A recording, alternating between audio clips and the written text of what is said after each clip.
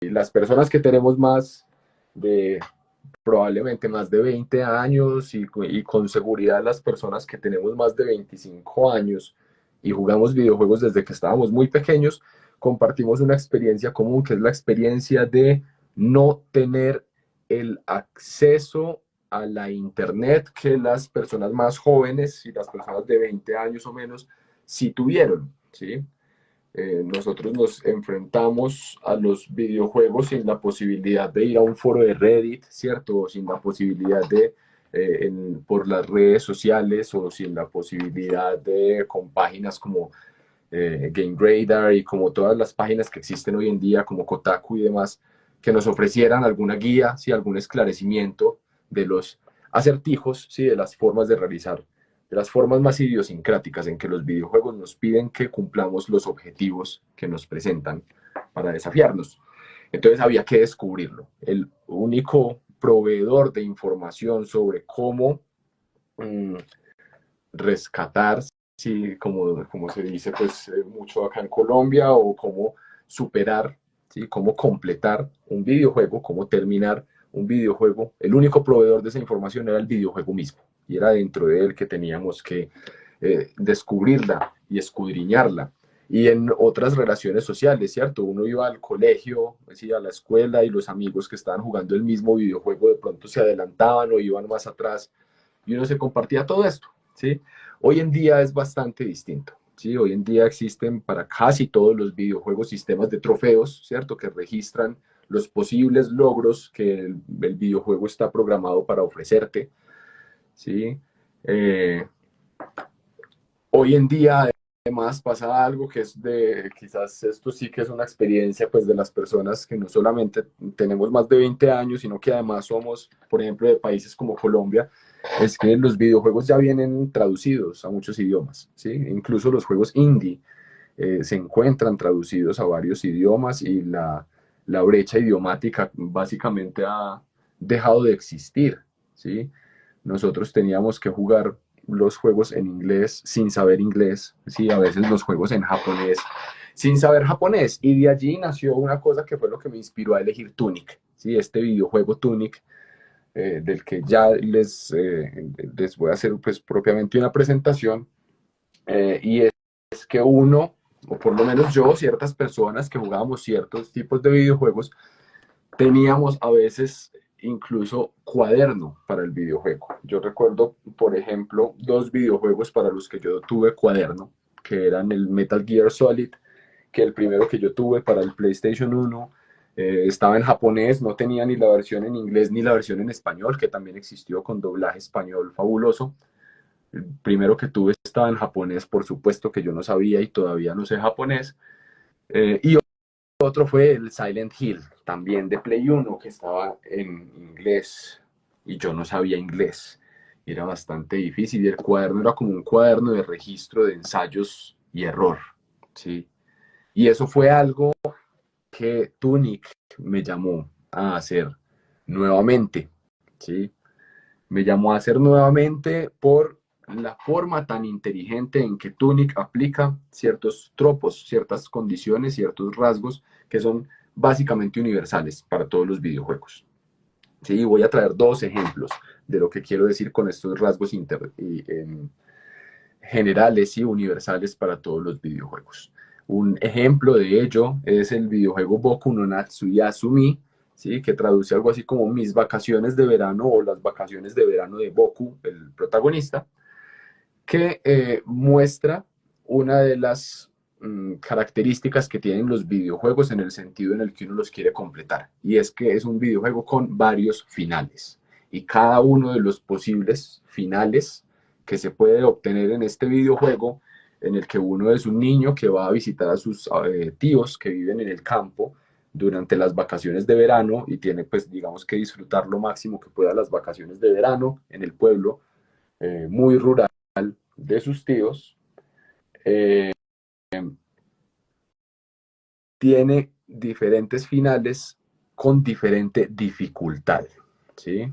Dependiendo de la versión del Boku no Natsuyasumi, Hay típicamente 5 finales, cada uno de ellos más difíciles de obtener dependiendo de las actividades de verano que uno hace. Entonces, por ejemplo, si uno vuela cometa, esa es una actividad. Si uno juega a las peleas de escarabajos con los otros niños de este pueblo, esa es otra actividad. Si uno descubre un fuerte, una guarida para ir donde los amigos, es otra actividad. Si saca a pasear el perro, es otra.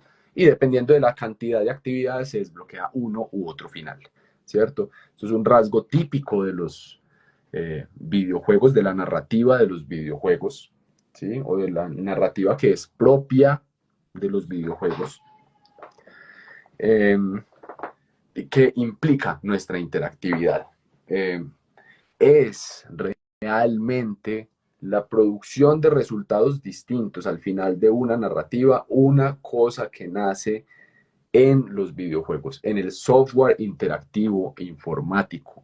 Antes de los videojuegos no está, por lo menos no de una manera sedimentada como un medio que se entiende, la posibilidad de acceder a varios finales o a varias líneas de desarrollo para la historia. Eh, Hay unos libros muy famosos que son los libros de Crea tu propia aventura. En realidad los libros de Crea tu propia aventura empezaron en 1976 y sabemos que juegos como Pong, ¿sí? Que es el primer videojuego, es de 1972, así que Crea tu propia aventura en realidad está más fácilmente inspirado, es un libro inspirado en los videojuegos. Si vamos en realidad a ver la interactividad, pues uno de los primeros ejemplos está en Julio Cortázar, ¿cierto? En su Rayuela y en su 62 modelo para armar, que se dejan leer en diferentes órdenes según la elección del lector.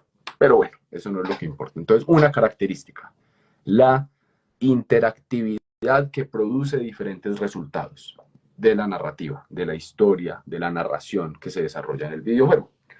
Y la otra característica que tiene Tunic, ¿sí? Que no es novedosa en los videojuegos, sino que lo novedoso es la forma en la que la aplica, es el hecho de que existen plataformas y existen modos de dificultad.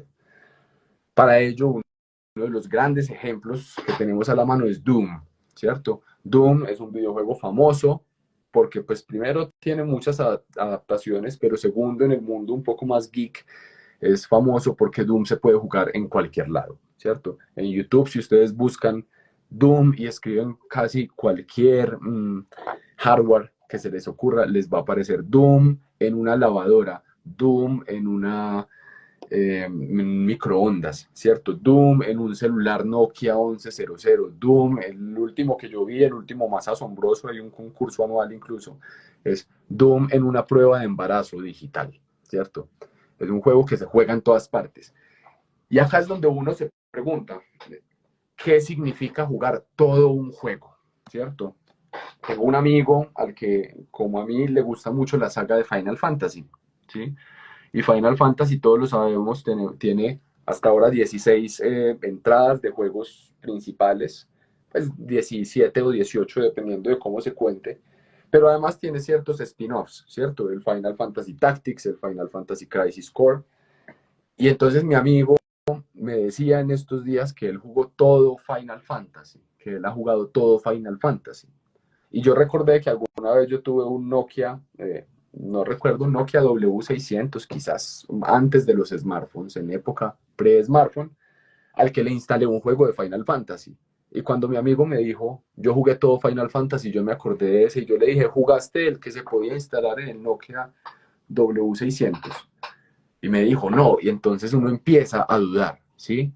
Porque no parece que sea justo que no haber tenido todos los celulares de la época antes de los smartphones sea el criterio para decir que no jugó todo Final Fantasy, pero no parece que las entradas principales sean suficientes, ¿sí? Y en Doom lo que ocurre es que llama a una interactividad de comunidad de los usuarios, ¿cierto? Todos sabemos que una de las cosas que más exitoso hizo Doom es que cuando salió Doom 2 existió la posibilidad de crear WATs, o sea, los propios mapas creados por los usuarios. Y uno se pregunta entonces, listo, ¿qué es jugar todo Doom? Jugar todo Doom es jugar todos los mapas de Doom, ¿sí? Es jugar todos los mapas de Doom en todas las dificultades, es jugar solamente en la dificultad más alta y eso salda el hecho de no haber jugado las dificultades más bajas, es jugar todos los watts que están subidos en el servidor oficial de Doom y que por lo tanto están reconocidos como mapas oficiales que hacen parte de Doom, en cuyo caso habría que jugar más de 10.000 mapas que a lo largo de 30 años se han creado para Doom. ¿Sí? ¿Qué significa terminar un juego? Ver todos los finales, ¿sí? O ver solamente el mejor final. Todo esto es lo que yo encontré y lo que me puso a pensar Tunic, ¿cierto? Tunic es un videojuego desarrollado por un desarrollador de videojuegos indie, un creador de software y un escritor, Andrew Shouldice, ¿sí? O Shouldice, no estoy muy seguro. Es un juego que creó prácticamente él solo. Después algunas personas entraron al equipo de Tunic para hacer la música, pero básicamente lo creó él solo. Y esto es un rasgo común de los juegos del estilo de Tunic que hacen reflexionar sobre este sentido de qué es una narración completa, ¿sí? Y cómo el usuario completa la narración que el videojuego le propone. Lo que es común es que típicamente son videojuegos que vienen de personas que no están de tiempo completo metidas en la industria de los videojuegos, sino que son narradores o artistas que entre sus diferentes exploraciones, entre escribir novelas, entre dirigir cine, entre hacer varias cosas, entran al mundo de los videojuegos como una posibilidad de explorar. Otros dos casos de ellos son la saga de Mother, ¿cierto? Entre las que está Earthbound, que es uno de los más famosos, que es el nombre que se le puso para localizarlo en Occidente, creado por Shigesato Itoi. Shigesato Itoi creó esta saga de Mother, que son 3 de los RPGs digamos, de pixel art, ¿cierto? De este estilo más bien retro, de los más reconocidos por la crítica como los mejores. Y Shigesato Itoi ni siquiera es un desarrollador de videojuegos, ¿sí? Ni siquiera conoce los asuntos de programación. Es un artista plástico y es un escritor de ensayos, en parte periodista, ¿sí? Un poco como periodista de opinión, de columnas de opinión, que en 3 momentos de su vida, separados el uno del otro, se ha dicho como, no, venga, voy a hacer un videojuego, me interesa explorar cómo contar historias con un videojuego. Y otro de ellos, un ejemplo bastante reciente, es el ejemplo de Omori, ¿cierto? Que Omori lo creó pues una usuaria de Reddit y de Tumblr, Homocat, no se sabe pues como la identidad verdadera de esta artista, que en realidad es pintora, es ilustradora, ¿cierto? Es creadora de narraciones ilustradas y le interesó, ¿sí? Venga, ¿cómo se cuenta una historia en un videojuego?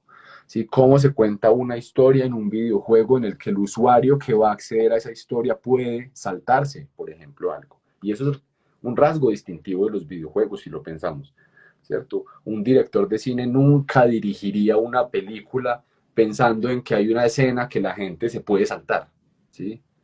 Que la gente puede llegar y como, no, esta no la voy a ver. Un novelista no escribe una novela pensando en que alguno de los capítulos se puede dejar entre paréntesis y saltarse. Solamente en los videojuegos se crean narraciones en las que se cuenta con el hecho de que el jugador, el usuario, puede saltarse partes de la narración que se crea allí. Sí, esto por un lado, y por otro lado es que Tunic, maravillosamente diseñado. Quisiera mostrarles las diapositivas y las capturas de pantalla, pero ustedes las pueden buscar en Google.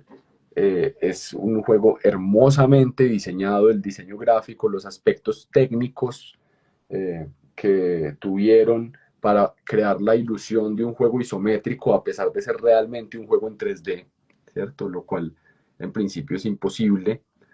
Entonces, digamos, las trampas, los trucos que hicieron para que funcionara esa perspectiva son realmente asombrosos. Y cuando uno abre Tunic, lo primero que, lo que uno piensa es Zelda, ¿cierto? Ya vieron en el flyer de esta charla que Tunic, el personaje principal de Tunic, el personaje al que uno controla, está vestido como Link en la leyenda de Zelda, ¿cierto? Está vestido, tiene un traje de este Robin Hoodesco, Peter Panesco, que evoca ese asunto de la era de Zelda, pero no solo eso evoca. Cuando uno abre Tunic, uno aparece en una playa, ¿sí?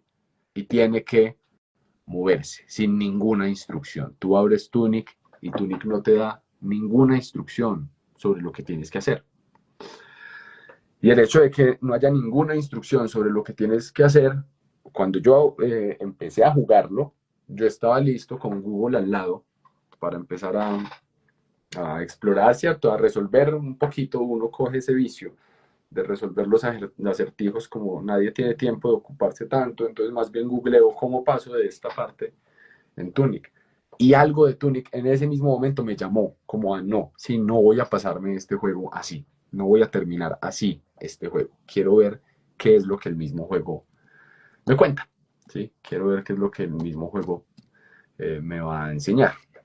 Uno empieza a manejar su personaje y la primera vez que se encuentra con una interfaz de usuario, que es la interfaz de usuario que le enseña a uno que utiliza cierto botón para la interacción con los objetos del mundo, ¿cierto? El botón acción, aparecen unas letras, ¿sí? Unos caracteres que claramente no son de ninguno de los lenguajes naturales que conocemos. ¿Sí? Son caracteres que no son ni del alfabeto latino, ni del alfabeto griego, ni del alfabeto cirílico, ni del chino, ni del japonés.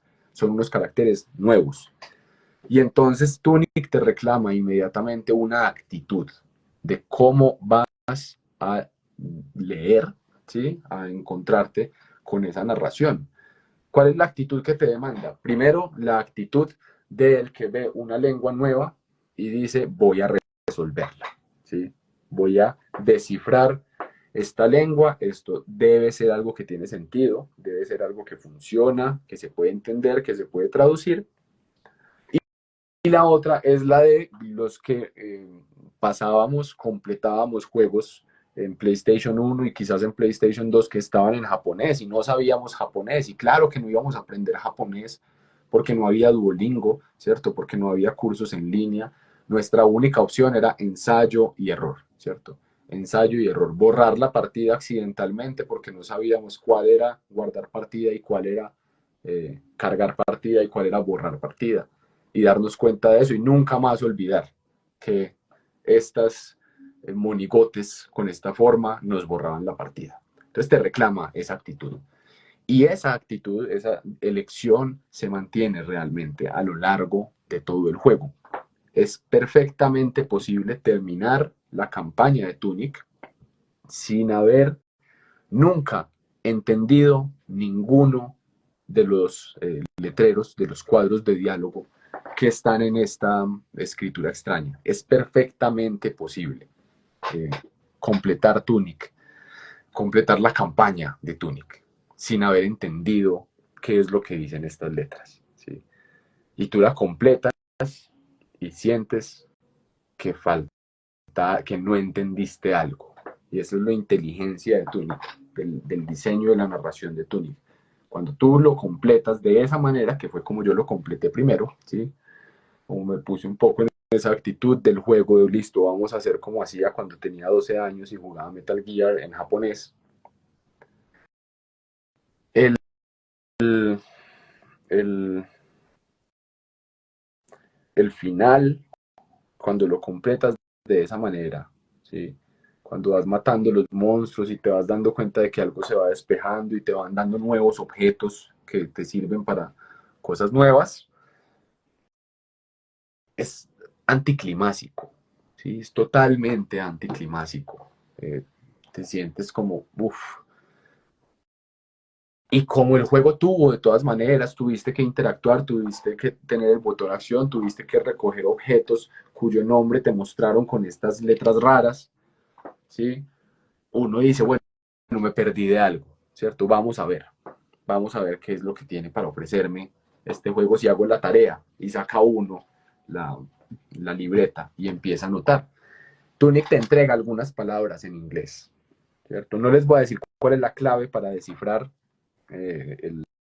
la escritura de Tunic, o es más, les voy a en vez de decirles cómo se descifra, les voy a ofrecer el truco para descifrarla de la manera más tramposa posible y ya cada quien decidirá si se arruina esa o si se pierde esa parte del juego, no necesariamente se arruina. Existe traductor. Ustedes buscan en Google traductor se llama Runic, esa escritura de Tunic le puso el fandom del juego.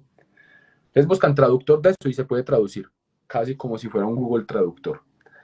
Entonces, bueno, pues no les voy a contar porque no es lo importante, ¿cierto? Tunic te entrega de vez en cuando unas palabras en inglés, ¿sí? O en español, o en el juego que esté. Lo que importa es que sí sea en inglés.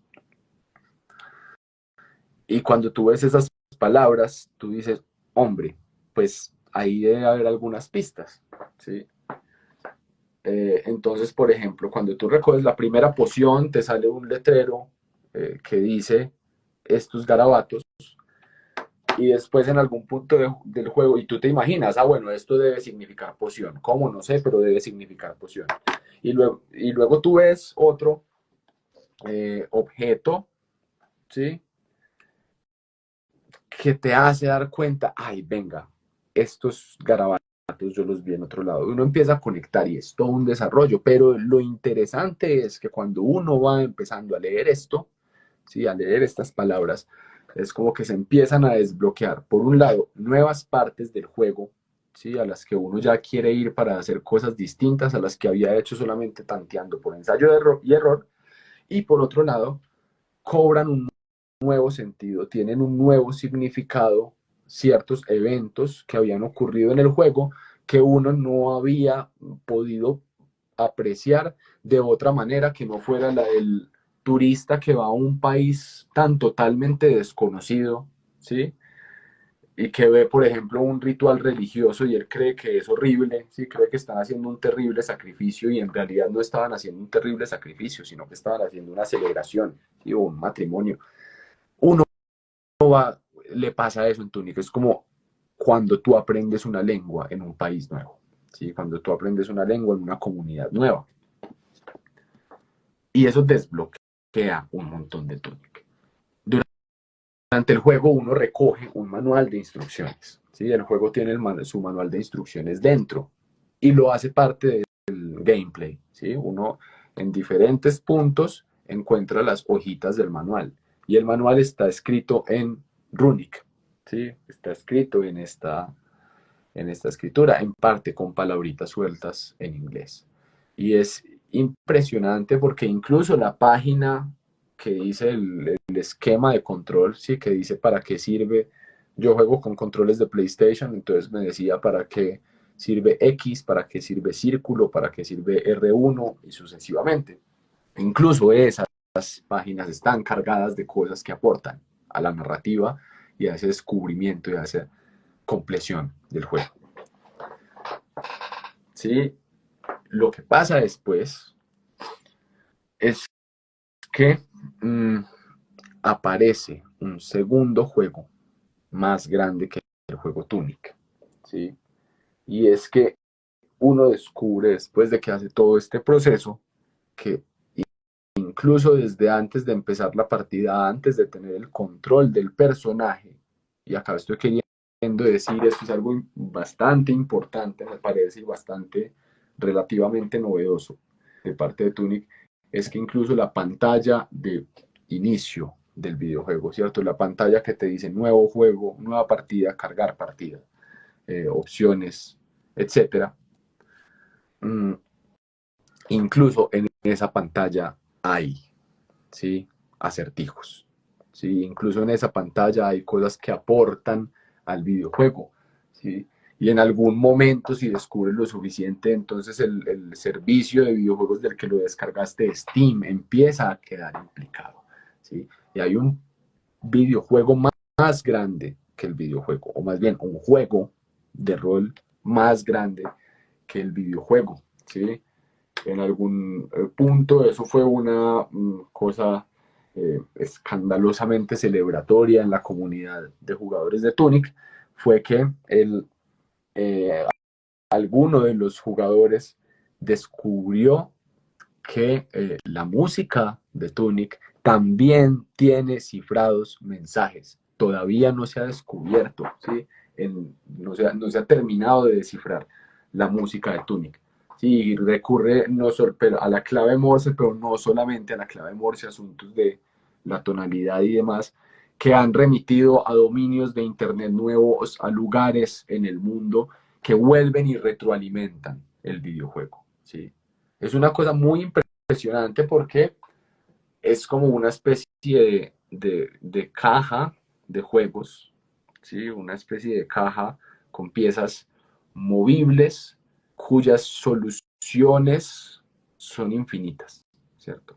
Las partes que tiene se afectan de tantas maneras que terminan siendo de alguna forma infinitas, ¿sí? Y cuando uno entra realmente en este mundo, uno le cree a la promesa de Andrew Schultz, el creador. ¿Sí? Él cuando publicó este juego que duró en Kickstarter mucho tiempo, que duró en desarrollo mucho tiempo, que algunos dijeron que estaba en el... Sí, sí, más o menos. Es como lo de la imagen del sonido de la radio de Portal y un poquito más, ¿sí? Porque cuando estaban descifrando eso, otra persona apareció en los foros y dijo como, hey, no, venga, y si lo interpretamos así, y salió otra cosa nueva que en este momento, esto que estoy contando es de hace pocas semanas, ¿sí? Tunic es un juego que ya tiene un tiempito en el mercado, ¿sí? Ya tiene más de un año, más, casi 2 años quizás, o algo más de 2 años. Eh, en fin, que empieza a implicar de tal manera y Andrew Schultz promete, ¿sí? Él prometió cuando por fin publicó Tunic que nunca se iba a terminar de resolver, ¿sí? Que nunca iban a encontrar todas las cifras, ¿cierto? Todas las posibilidades que él escondió, digamos, en música, en colores, en los personajes, en esta lengua, en dominios de Internet, en lugares reales del mundo, ¿sí? Y es una promesa muy interesante porque en realidad, pues eso por un lado, eso es cierto de las narraciones tradicionales, ¿sí? Cualquiera que haya leído una fantástica novela, una verdadera novela muy buena, sabe que la puede leer hasta el día que se muera, ¿sí? Y que no va a terminar de encontrarle nuevas posibilidades, ¿cierto? Nuevas sugerencias. Y yo no creo que cuando Andrew Schultz promete que nunca se va a terminar de resolver Tunic, que además también prometió que nunca iba a sacar expansiones, ni actualizaciones, ni le iba a agregar cosas, yo no creo que es que él piense que su juego es infinito, ¿sí? O que es tan grande que no van a alcanzar a encontrar literalmente como la lista de los achievements de PlayStation, ¿cierto? Que en cierto sentido lo que quiero proponerles es esto de los achievements, de los trofeos de Microsoft, de los trofeos de Sony, de los trofeos de Nintendo, es de cierta forma la ruina de la narración creada por la interacción de usuario y obra y creador en cierta medida. Yo no creo que Andy Schultz esté pensando simplemente que es que los trofeos son demasiados y no van a poder. Yo lo que creo es que él ve Tunic como un juego, como un juguete, si se quiere, con el que nunca se va a terminar de encontrar nuevas formas de jugar. En ese sentido, se parece a videojuegos como Doom, ¿cierto? Nunca vamos a dejar de jugar Doom porque siempre habrá nuevas maneras de jugar Doom, ¿sí? Nunca vamos a dejar de jugar. Eso es lo que hace que los clásicos sean clásicos. Nunca vamos a dejar de jugar los primeros Legend of Zelda de Nintendo, ¿sí? Porque vamos a encontrar nuevas posibilidades, sea la posibilidad de pasarlo muy rápido, sea la posibilidad de descubrir glitch, ¿cierto? Sea la posibilidad de inventar una manera absurda, novedosa, en la que nadie había pensado antes en cómo terminar ese videojuego, ¿sí? Lo que yo creo que significa terminar un videojuego, ¿cierto? Lo que creo yo que significa terminar un videojuego, en últimas, es aburrirse de él. Sí, la única forma de realmente terminar un videojuego, pues, o sea, por supuesto, claro que hay argumentos objetivos para decirme, no, terminar un videojuego es conseguir todos los trofeos de PlayStation Network. Hombre, pues claro, no tengo nada que discutir, ¿sí? No tengo cómo contradecirte esa propuesta, esa definición exacta, ¿sí? Científica, comprobable de lo que significa terminar un videojuego. ¿Sí? ¿Qué es terminar Super Mario Bros?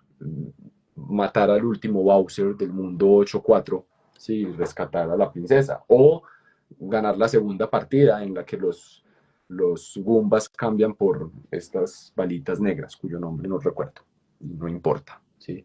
Pues claro, sí, eso es terminar Super Mario, pero sí, ¿cierto?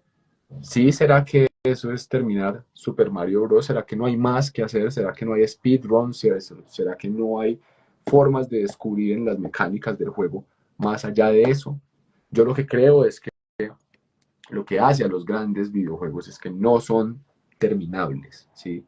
Nadie puede jugar todo Doom, ¿sí? Nadie puede jugar todo Super Mario Bros. Y lo que creo es que nadie puede jugar todo Tunic. Y que no poderlo jugar todo, lo inteligente de esa narración es que no poderlo jugar todo no lo arruina, ¿cierto? Muchas personas tienen la opinión de que los videojuegos se han vuelto demasiado difíciles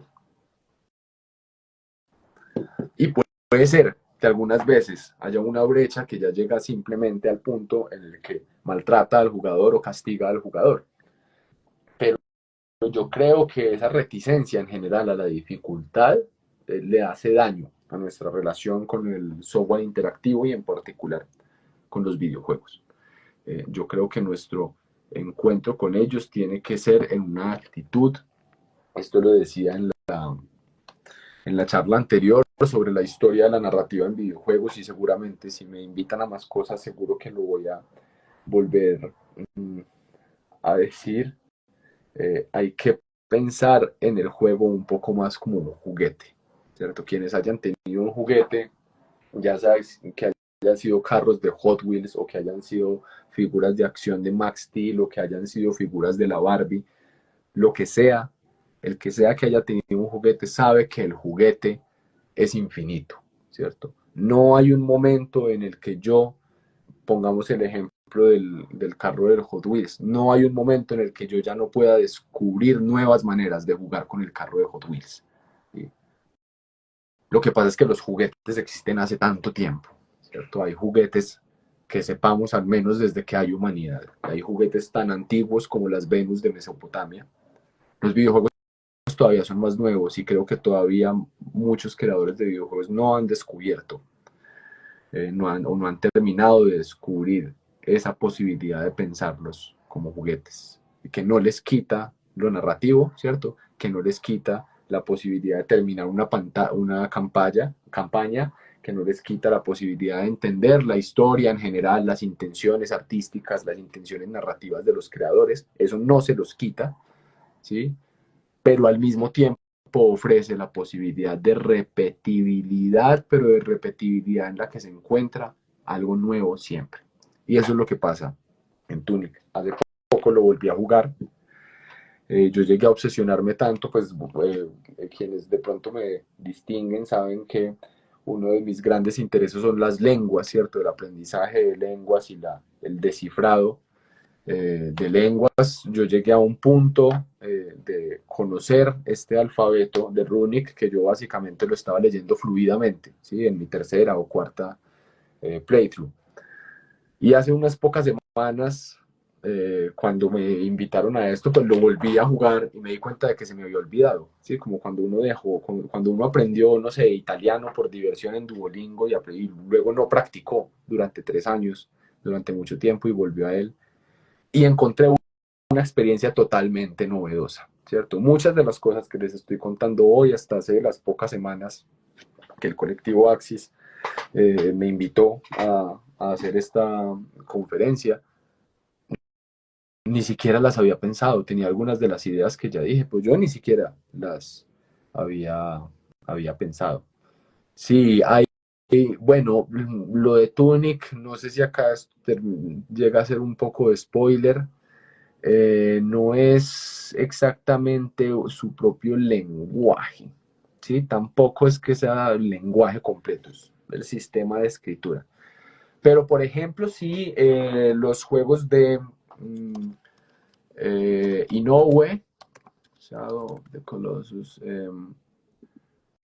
perdónenme que se me olvidó el nombre de este creador de videojuegos, el que desarrolló Shadow of the Colossus e Ico, ¿cierto? Eh, Fumito Ueda, perdón. El, el, bueno, el de Shadow of the Colossus, que es un lenguajito, eso es una jerigonza que hablan los personajes, diseñada para que parezca una lengua. Es más o menos desarrollada, pero en el que hizo en ICO sí es una lengua, ¿sí? Es realmente una lengua funcional. Por supuesto, no del nivel de desarrollo que otras lenguas como, qué sé yo, las lenguas creadas por Tolkien para su legendario, pero sí el ICO es una lengua que se puede incluso aprender, ¿sí? Que se puede aprender a escribir y demás. Una lengua completa. Lo recomiendo mucho, ese ICO para PlayStation 2. Se puede emular, ¿cierto? No sé si puedo promocionar. Bueno, la emulación no tiene nada de malo, en principio. Si tienen una copia original y no tienen dónde poner un PlayStation 2 para poner ICO y jugarlo, por tener la copia original, pueden emularlo. Hagan con esa información lo que quieran.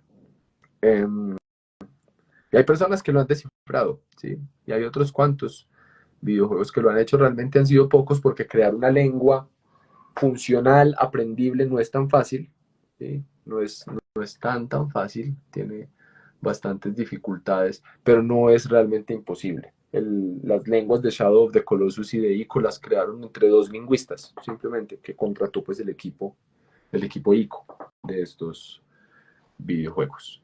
Es una forma de implicar al usuario, ¿sí? Quienes saben al respecto, quienes chismosean, les recomiendo mucho un video de YouTube sobre Shadow of the Colossus, que se llama El último secreto de Shadow of the Colossus descubierto.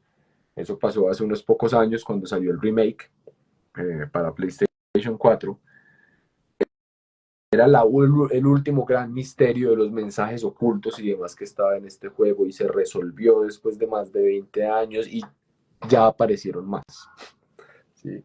Porque son juegos que están hechos para que la comunidad cree, ¿sí? Invente también esos mismos problemas, invente eh, si se quiere, teorías conspirativas respecto de este juego. Un buen juego termina en esos niveles, congrega una comunidad, inventa unas creencias de las que uno tiene que participar para jugar, ¿sí?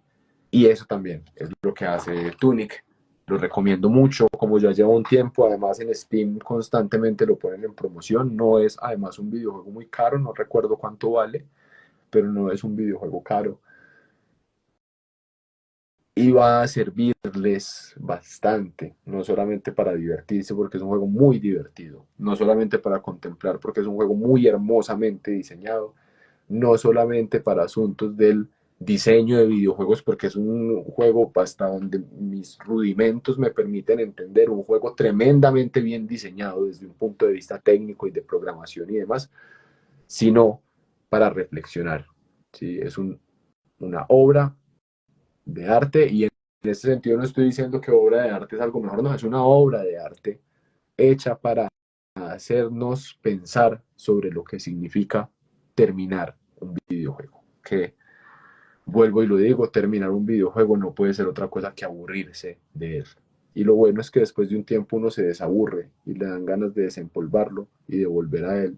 Y esa experiencia hace que sea otra vez terminable hasta que uno llegue al inevitable punto en el que se vuelve a aburrir. Bueno, eso era de lo que les quería hablar un poco hoy. Eh, Quiero agradecerles mucho. No conocía el juego que Stevie Steno está mencionando acá, Noita, lo curiosearé. Me interesa bastante esos juegos que se meten ya en ese tipo, valga la redundancia, de juegos creativos. Eh, si de pronto hay alguna última cosita que quieran comentar o que quieran preguntar. ¿Sí? En Far Cry Primal se hablan varios idiomas que parten del proto-indoeuropeo. Sí, ese del Far Cry a mí me pareció bastante interesante porque crearon idiomas nuevos, ¿cierto? Pero los crearon dentro de las reglas de una familia lingüística que ya existe, ¿sí? Entonces son como idiomas que no existen, pero son idiomas de cierta forma posibles, ¿sí? Como una categoría de lo inventado muy peculiar, ¿cierto? Muy peculiar y eso, entre otras cosas, nos hace bastante descifrables, ¿sí? Pues claro, hay que ser un poquito nerd de los idiomas y meterse a chismosear muchas cosas de cómo funciona la lingüística histórica, pero es realmente una cosa que está al alcance de cualquier persona que tenga suficientes ganas de saber cómo es ese misterio, ¿cierto? Cómo se resuelve ese misterio de qué es lo que están hablando. Sí, sí, no, no había recordado, no había caído en cuenta de mencionar ese Far Cry Primal. Gracias, Carlos.